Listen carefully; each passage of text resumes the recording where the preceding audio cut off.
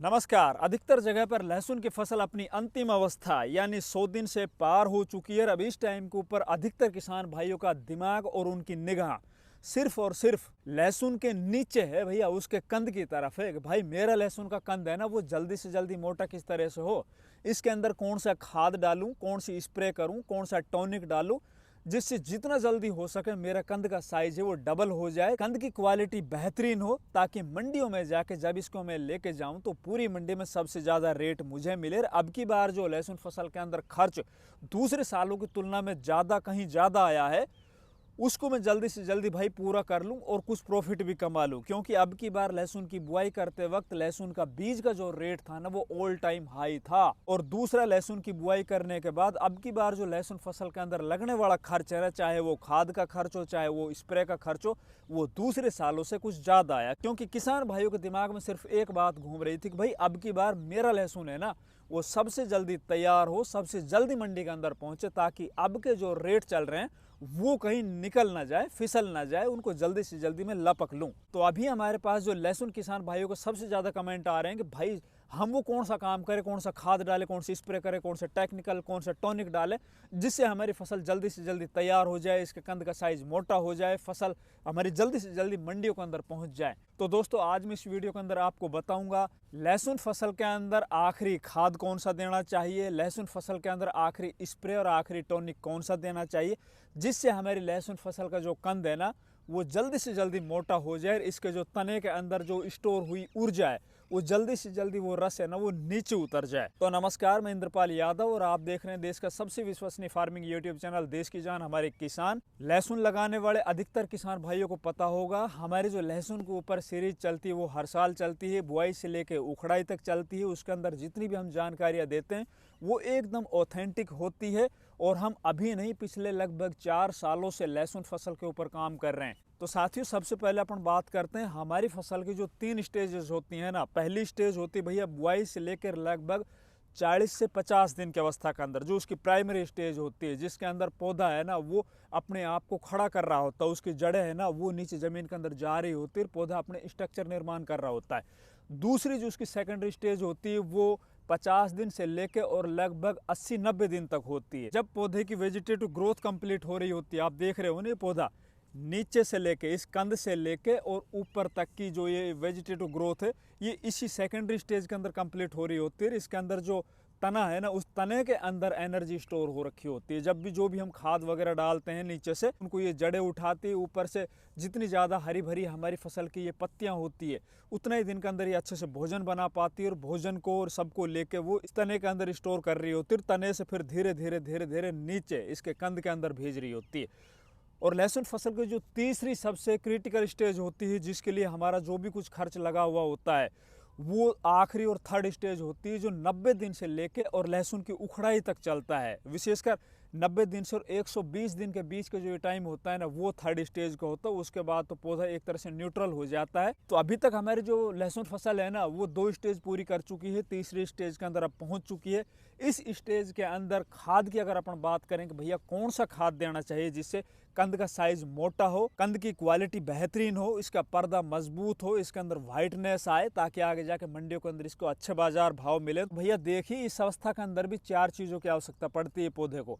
एक तो इसको पड़ेगी भैया नाइट्रोजन की बिल्कुल थोड़ी मात्रा के अंदर। ऐसा नहीं कि नाइट्रोजन हमारी थर्ड अवस्था के अंदर जाके नाइट्रोजन की जरूरत ही नहीं पड़ती, भैया पड़ती है, क्योंकि अभी भी 1 महीना हमारी फसल है वो आगे चलेगी। दूसरा, इसके अंदर आवश्यकता पड़ेगी फॉस्फोरस की, तीसरी आवश्यकता पड़ेगी इसके अंदर पोटास की, चौथी आवश्यकता पड़ेगी इसके अंदर कैल्शियम की। अब इन 4 चीजों को देने का बस इस टाइम के ऊपर फॉर्मुलेशन चेंज हो जाता है। जो भी हम देंगे ना, इनको किस अवस्था के अंदर, किस स्टेज के अंदर, किस तरह से इसको हम दें। नाइट्रोजन हमें इस टाइम के ऊपर किस तरह से देना, जब हमारी फसल आखिरी अवस्था के अंदर पहुंच जाती है, 100 दिन से पार हो जाती है, उस टाइम के ऊपर। तो भैया इस टाइम के ऊपर नाइट्रोजन की बहुत कम आवश्यकता पड़ती है, क्योंकि नाइट्रोजन की आवश्यकता सबसे ज्यादा पड़ती है जब पौधा अपनी वेजिटेटिव ग्रोथ कर रहा होता है ना, उस टाइम के ऊपर।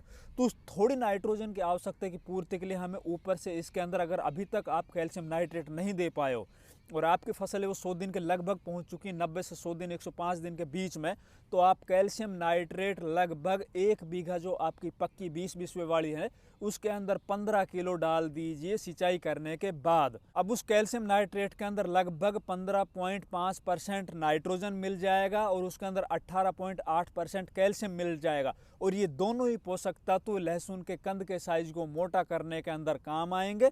दूसरी बात आती है फॉस्फोरस की। बिना फॉस्फोरस भी किसी भी फसल का कंद वो मोटा नहीं हो सकता।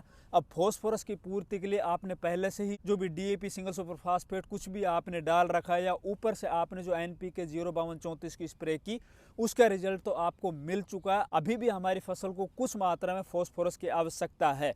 तो उसके लिए भैया अगर अपन बात करें नीचे से देने के लिए, तो जब हमारी फसल 90 दिन से लेकर 105-110 दिन के बीच की अवस्था के अंदर हो, तो फॉस्फोरस की पूर्ति के लिए हमें नीचे से जब हम सिंचाई करें उस अवस्था के अंदर एनपीके 05234 का लगभग 4 से 5 किलो पर 1 एकड़ जमीन के अंदर हमें नीचे घोड़ के कोई ड्रम वगैरह के अंदर रख के उसको घोड़ कर ठोटी चला देंगे हम, और नीचे से हमें देना है भाई। अब ये जो नीचे से हम दे रहे हैं ना, इसके अंदर 52% जो फॉस्फोरस और 34% इसमें जो पोटास है ना, वो पौधे को अगर अपन ऊपर से डीएपी या पोटास हम ऊपर से ब्रॉडकास्टिंग करते छिटकते हैं, उनके जो रिजल्ट आपको लगभग 1 सप्ताह 10 दिन बाद दिखाई देंगे ना, ये रिजल्ट आपको तीसरे दिन से ही दिखाई देने लग जाएंगे। क्योंकि ये वाटर सोलुबल फर्टिलाइजर बनाए इसलिए जाते हैं कि जल्दी से जल्दी पौधों को, चाहे आप ऊपर से इसको फोलियर स्प्रे के माध्यम से दो या फिर नीचे जड़ों के माध्यम से दो, वो बहुत जल्दी से पौधों को एप्टेक हो जाता, पौधा उनको बहुत जल्दी से ग्रहण कर लेता है, उनके रिजल्ट आपको बहुत जल्दी मिल जाते हैं।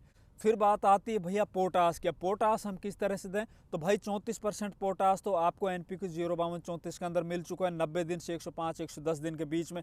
जब आपकी फसल 110 दिन से पार हो जाती है, जब आप उसके अंदर सिंचाई कर रहे हो, चाहे वो आपकी आखिरी सिंचाई हो या फिर सेकंड लास्ट सिंचाई हो, मतलब आखिरी से पहले वाली सिंचाई हो, तो उसके अंदर आप नीचे से ही एनपीके 0050 है वो 4 से 5 किलो पर एकड़ के हिसाब से पानी के अंदर घोल के आपको चला देना है, नीचे से ही दे देना। फिर देखिए भाई उसके जो रिजल्ट है ना, वो बहुत ही चौंकाने वाले रिजल्ट आपको देखने को मिलेंगे। पोटास की मदद से ना, एक तरफ तो जहाँ आपके जो कंद का साइज है वो बहुत जल्दी से मोटा होगा, दूसरा इसकी वाइटनेस आएगी, तीसरा इसका पर्दा मजबूत होगा, और चौथा अगर आपकी फसल के अंदर किसी भी तरह से स्ट्रेस आ जाता है ना इस अवस्था में, थर्ड स्टेज के अंदर, वो चाहे किसी भी तरह का स्ट्रेस हो, पर्यावरणीय तनाव हो या फिर आपके कोई भी स्प्रे करने से उसके गलत रिजल्ट मिले हों, तो उससे कहीं ना कहीं आपकी फसल को पोटास से वो बचाएगा। या फिर सिंचाई के अंदर देरी हो जाए, मतलब कोई भी किसी भी तरह का जो स्ट्रेस होता है ना, उस स्ट्रेस से पोटास बचाता है। तो भैया इस तरह से आपको ये नीचे से पोटास देना है। अब ये खाद की बात तो हो चुकी है, नीचे से हमें कौन से खाद देना है। अब बात करते हैं ऊपर की स्प्रे की। स्प्रे के अंदर हमें क्या कुछ इस टाइम के ऊपर देना है, कौन सा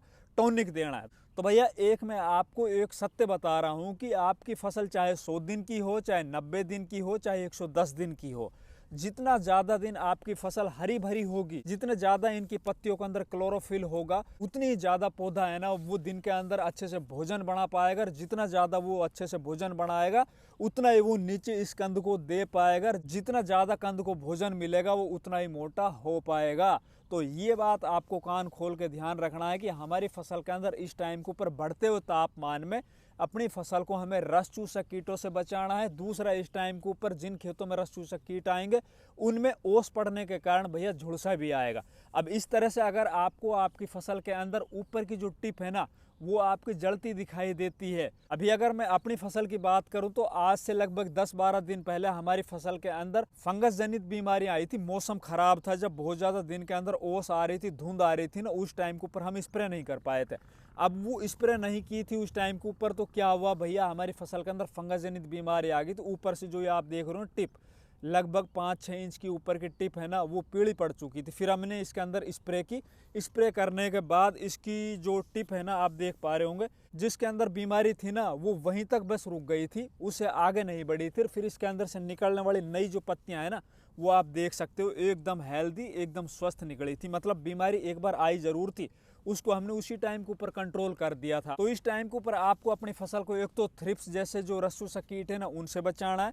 दूसरा, आपको अपनी फसल को फंगस जनित बीमारी विशेषकर झुलसा से बचाना है, तो उसके लिए आपको क्या करना है भैया, आपको अच्छे इंसेक्टिसाइड और अच्छे फंजीसाइड की स्प्रे करते रहना है। अब अच्छे इंसेक्टिसाइड फंजीसाइड के अंदर आपको क्या लेना है, जैसे कि आप इस अवस्था के अंदर डेलीगेट यूज कर सकते हो। आप अपनी फसल के अंदर अगर ज़्यादा आपको लग रहा है कि भाई मेरे तो खेत के अंदर जो थ्रिप्स है ना वो रुकी नहीं रही किसी भी तरह से, तो इस टाइम के ऊपर आप एक्सपोनस भी यूज कर सकते हो, ट्रेसर भी यूज कर सकते हो।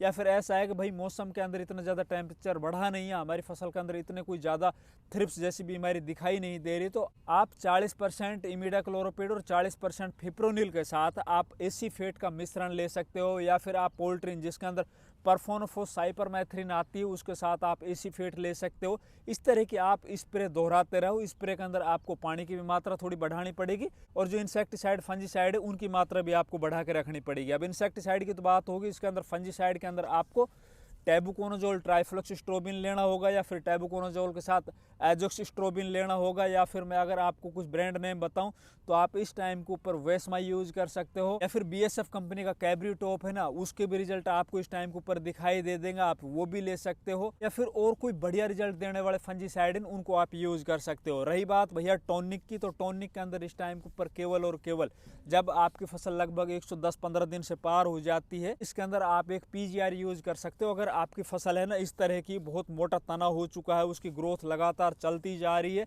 और नीचे उसका कंद है ना वो भी ठीक ठाक बन चुका है, तो इस ग्रोथ को रोकने के लिए और इसके अंदर जो इस तने के अंदर स्टोर हुई ऊर्जा है, जो रस है ना उसको नीचे लाने के लिए आप इसी स्प्रे के अंदर प्लांट ग्रोथ रेगुलेटर के अंदर आप सिंजेंटा का कल्टार या ताबोली जिसके अंदर पैक्लोब्यूट्राजोल आता है ना उसको आप यूज कर सकते हो स्प्रे के माध्यम से। या फिर आप इंसेक्टिसाइड फंजीसाइड के अलावा इसके अंदर एनपीके 05234 या 0050 जब स्प्रे करो उस टाइम पर भी आप पीजीआर जो है ना पैक्लोब्यूट्राजोल उसको आप इसके अंदर मिला के स्प्रे कर सकते हो। तो भैया ये काम आप अभी कर लीजिए, निश्चित तौर पर आपके लहसुन फसल का जो कंद है उसका साइज बहुत जल्दी डबल हो जाएगा, आपकी कंद की क्वालिटी है वो बेहतरीन हो जाएगी। किसी भी तरह की अगर आपको कोई भी जानकारी चाहिए तो हमें कमेंट के माध्यम से अभी पूछ सकते हो। धन्यवाद।